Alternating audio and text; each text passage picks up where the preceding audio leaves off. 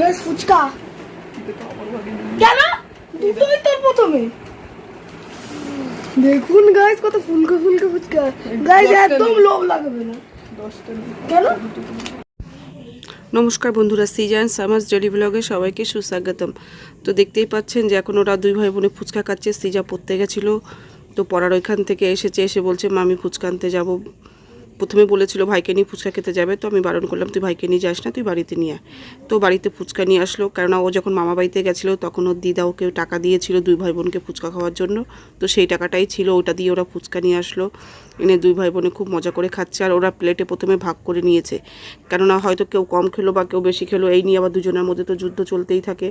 আর আমি মাঝখানে টুকটুক করে একটা একটা করে ফুচকা খাচ্ছি, যদিও আমার খুব একটা ফুচকা ভালো লাগে না। তাহলে বন্ধুরা ওরা আজকে ফুচকা খাক, কেমন লাগলো ভিডিওটা অবশ্যই জানাবে। যদি ভালো লাগে তবে লাইক, কমেন্ট এবং শেয়ার করো, আর চ্যানেলটা সাবস্ক্রাইব করো।